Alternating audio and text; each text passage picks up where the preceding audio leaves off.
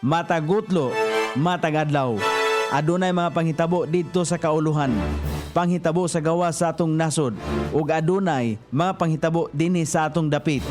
Mga panghitabo nga mao'y makapaikag sa katawhan, nga mabinantayon sa lakat ug dagan sa panahon karon. Itanyag ning istasyon DXSR ang 7 o'clock Breakfast News.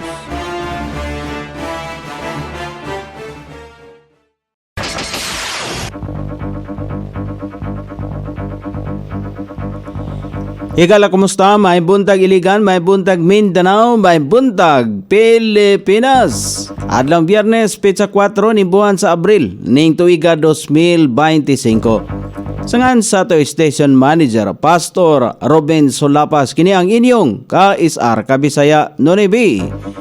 Ang muhatod sa hanay sa balita sa alas 7. O karon sa uluhang tudling sa itong mga balita, ginang nakuha og dulan 800,000 nga balor sa droga. ICPC mohatod og mga serbisyo sa tulo ka komunidad sa Iligan. Mga balaod kalampusan sa kababayenan gituki atol sa Regional Quiz B Competition. Dole maghatag og 271 ka slots alang sa summer job sa mga estudyante og out of school youth. Sa kauluhan, DICT, DepEd og pipila ka institusyon magtinabangay aron pakusgan ang digital learning sa nasod. Paliton nga fighter jet sa Pilipinas gikan sa US magsilbing defensive posture.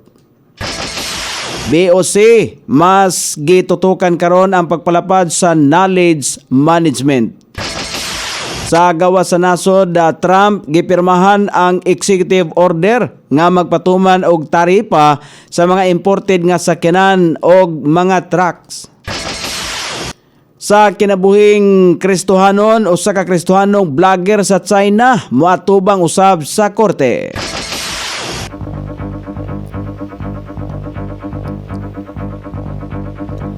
Kini ang uluhang tudling sa itong mga balita nga dalit kanato ning istasyon DXSR 106.7 sa inyong FM dial. Ang bugtong radyo sa dakbayan siligan nga nagsibya sa balang kasulatan, pinasubay sa inspired and preserved, not simply dictated King James Version sa Anchor Broadcasting Corporation. O karon sa kompleto nga detalye, nakumpiska sa mga operatiba sa Police Station 4 gikan sa usa ka ginang nga gibanabanang 117 ka gramo sa gituang Cebu sa operasyon nga gilusad sa kapulisan sa nakalabayng gabi sa Purok Greenfields, Barangay Ubaldulaya, sakop ning Dakbayan sa Iligan. Sumala pa sa mga otoridad, mokabat sa 795,000 pesos ang balor sa droga. Sigon pa sa suspek nga si alias Jamjam, dili iyaha ang tanang nakuha nga droga. Apan sumala pa sa mga otoridad, nakuha nila kini sa posisyon ni Jamjam. Ana sa kustodiya sa kapulisan ng suspek samtang gihikay na ang kaso batok ngadto kaniya. Andam na ang mga aktibidad nga pagkahimuon sa Civic Society Organization Month sa bulan sa Abril ning tuiga. Usa nini ang pagpanagtagbo sa komunidad nga maghatod og mga serbisyo sa gobyerno ngadto sa tulo ka komunidad. Gilangkuban kini sa Barangay Lanipaw, Panuruganan ug Santiago.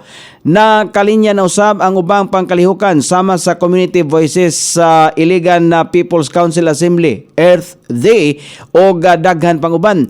Kini ang ikaduhang tuig nga pagsaulog sa CSO Month. Ang tema karong tuiga, pagpakusog sa tingog sa panagiusa sa pagtinabangay alang sa malahaw tayong kalinaw o kalambuan. Nagtigi ang 22 ka mga estudyante gikan sa Iligan o Silingan nga munisipyo sa gihimong Regional Quiz B Competition. Apil sa quiz ang mga balaod o mga kalampusan sa kababayenan nga nagpakita sa ilang gahom sa komunidad. Champion o midawat og cash prize nga 10,000 pesos ang Mindanao State University Iligan Institutes of Technology Integrated Development School. Nakuha sa MSU Maigo ang ikaduhang pwesto o premyo nga 8,000 pesos. Gisundan sa Iligan Medical Center College, Iligan City National High School ug Our Lady of Perpetual Help Academy. Midawat usab og tag 2,000 pesos nga konsolasyon ang mga may partisipar sa kompetisyon. Kabahin ang aktibidad sa tibok bulan nga kasaulugan sa International Women's Month. Ana sa 271 ka mga estudyante og out of school youth nga nag-edad og 15 patubang sa 30 anyos ang mupailawom sa summer job sa lokal nga kagamhanan pinagi sa Public Employment and Services Office og Department of Labor and Employment.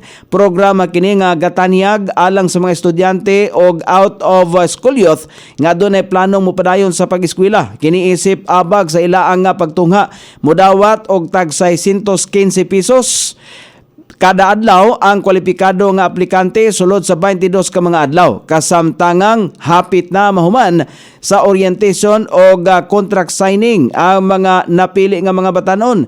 Giandam na usab ang ilaang mga dokumento nga ipapasa dito sa dole. Ang kagamhanang lokal sa Iligan ang mubayad og 60% nga isweldo isip employer og 40% ang iyaha sa dole. O karon sa balita sa kauluhan nga mabasa sa nagkalain gulas pamantalaan karong adlaw nga nahipo sa lawak balitaanan ning istasyon. DXSR 106.7 sa inyong FM dial. Ang bugtong radyo sa Dakbayan Siligan nga nagsibya sa balang kasulatan pinasubay sa inspired and preserved. Not simply dictated King James Version sa Anchor Broadcasting Corporation. Magtinabangay karon ang Department of Information and Communications Technology, Department of Education, pipila ka mga institusyon pang-edukasyon o digital platform aron napakusgan ang digital learning sa nasod kung diin gipirmahan nila ang usa ka Memorandum of Agreement nga adunay advokasya nga mapaduol ang digital education sa mga magtutungha og komunidad. Gitambungan mismo kini sa bag-ong kalihim sa Department of Information and Communications Technology nga si Secretary Henry Roel Aguda, Assistant Secretary Aurelio Paulo Bartolome sa Department of Education, President Raquel Wong nga kabahin sa institusyon o gasta usab ang Chief Executive Officer sa usa ka digital platform nga si Bran Reloyaw. Sa gilusan nga advokasya, mga podapod kini og usa ka gatos ka tablet og tulo ka satellite internet sa mga pampublikong tulungaan sa Cebu. Busa gipasalamatan ni DICT Secretary Aguda kini human ipadayag sa usa ka digital platform Chief Executive Officer nga si Bran Reloyaw ang iyang pagsalig nga dako ang papel sa digital technology sa pagpalambo sa edukasyon sa nasod. Dugang panini nakalatid sa nasoding kasabutan ang pagtinabangay niini sa Department of Information and Communications Technology nga mapahapsay ang kurikulum sa mga educational institution nga nahiuyon sa tinguhang mapauswag ang teknolohiya sa nasod nga Pilipinon. Nagtuo ang Malacañang nga dakong butang alang sa pagpakusog sa defense posture sa nasod ang paliton nga 20 ka mga fighter jets sa Pilipinas ngadto sa Amerika. Sumala ba kang Executive Secretary Lucas Bersamin bisan pa man nga dili niya kabisado ang detalye sa nasoding kasabutan ang mga gikaingong aircraft ang gamiton alang sa pagpakusog sa depensa sa Pilipinas. Gisulti ni Bersamin nga gusto sa Amerika nga pakusgan pa ang defensive posture sa Pilipinas labaw na sa giatubang sa nasod nga hulga kabahin sa hisgutanan sa teritoryo. Gipatinan usab ni Bersamin nga walay gipunteryang target o nasod ang mga palitong fighter jets sa dugang pa ni Bersamin nga ang pagtugot sa US nga makapalit ang Pilipinas og fighter aircraft ang kabahin sa commitment sa Trump administration ngadto kang presidente Ferdinand Marcos Jr. Sumala pa niya kabahin sa kasabutan nila ni US Secretary of Defense Pete Hegseth o Defense Secretary Gilbert Teodoro ang paghimuong acquisition sa Pilipinas sa 20 ka F-16 fighter jets.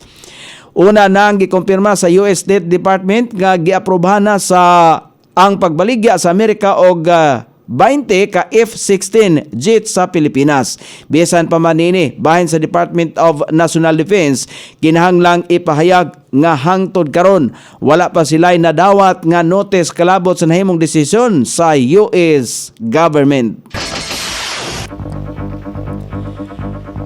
Mas gipakusgan karon sa Bureau of Customs ang ilang tinguha may tungod sa knowledge management sa ilang nga baguhay lamang nga nahuman nga seminar nga nagsugod niadtong Abril 2 og nahuman kagahapon adlaw Abril 3. Tumong sumala pa sa seminar nga makahatod og suporta sa liderato sa Pilipinas sa ASEAN Customs alang sa idoso nga Strategic Plan of Customs Development o SPCD-14 nga maoy nakafocus sa isgutanan sa knowledge management. Gito kay usab sa seminar ang pamagis ra estratehiya nga mamahimo magamit alang sa pagpakusog pa sa kahibalo sa kakayahan og proseso sa aduana. Samtang sumalabak ang BOC Commissioner Benvenido Rubio, ang naasoy lakang mao ang kabahin sa mandato sa ilang buhatan nga magtudlo og mas lapad nga kahibalo og padayon nga paglambo sa ilaang serbisyo. O karon sa balita sa gawa sa nasod, gipirmahan ni US President Donald Trump ang executive order nga magpatuman og 25% nga taripa ngadto sa mga sakyanan og light trucks nga gihimo o giasimbol sa gawa sa Amerika. Sumala pa ni Trump nga ang pagpasulod sa mga foreign cars o trucks nakahatag lamang og hulga ngadto sa automotive industry sa Amerika. Dugang pa niya nga ang mga sakyanan og truck nga gihimo sulod mismo sa Amerika dili butangan og taripa. O karon sa balita sa kinabuhing Kristohanon, gikataho nga usa ka vlogger nga Kristohanon sa nasod sa China ang moatubang sa usa ka korte sa Shanghai. Human nga giakusahan kini og nagpasiugda og kagubot o pagpangita og away. Sumala pa sa taho nga ang mga nagpasaka og kaso batok sa nasod Kristohanong vlogger naglaom nga mahukman siya og upat ngadto sa 5 ka tuig nga pagkabilanggo. Kaniadtong 2024 gikasuhan siya og gibilanggo sa usa ka prisuhan sa Shanghai diin nagpahigayon og hunger strike hangtod sa iya ang nadawatan nga pagtagad samtang siya gibilanggo. O karon sa pagbanabana sa kahimtang sa dagan sa panahon, northeasterly wind flow ang makaapektar sa dagan sa panahon sa Northern Luzon. Intertropical Convergence Zone ang makaapektar sa dagan sa panahon sa Southern Mindanao. Easterly usab ang makaapektar sa dagan sa panahon sa ubang bahin sa nasod nga Pilipinon. Ang Davao Region, Soxargen, Surigao del Sur, Basilan, Sulu, Tawi-Tawi, Batanes, Babuyan Islands, Ilocos Region, Cordillera Administrative Region, ubang bahin sa Cagayan Valley, Metro Manila o ang ubang bahin sa nasod nga Pilipinon. Ang magkatagamta paghapon o madag-umon nga kalangitan, ilabi na sa dapit sa kaponon o sa sayong taknas kagabion. Kini epekto inubanan sa mga patak-patak ng mga pagulan, epekto sa gitawag nga Intertropical Convergence Zone, northeasterly wind flow o easterlies. Sukod sa temperatura din sa dakbayan siligan ang kabugnaon na nasa 25 ang kainiton. Musangko sa 32 degrees centigrado. Ang adlaw misilang kaganiya sa alas 5:50 ug mosahop unya sa alas 6:09 sa sayong takna sa kagabion. Inyong nabati ang kinatibuk-ang hanay sa balita sa alas 7 nga dalit kanato ning istasyon. DXSR 106.7 sa inyong FM dial. Ang bugtong radyo sa dakbayan siligan nga nagsibya sa balang kasulatan, pinasubay sa inspired and preserved, not simply dictated King James Version sa Angkor Broadcasting Corporation. Sangan sa tigsuwat sa atong balitang internasyonal o sa kinabuhing Kristohanon, Pitjan. Sa balita lokal, Coney Island, sa ato'y station manager, Pastor Robin Sulapas. Kini ang inyong KSR Kabisaya, Nonoy B. Magpasalamat og moingon, mayong buntag, Iligan.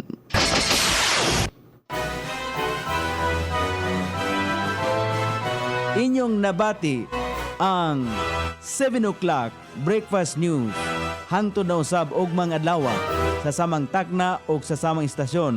Daghang salamat sa iyong pagpaminaw ug maayong buntag.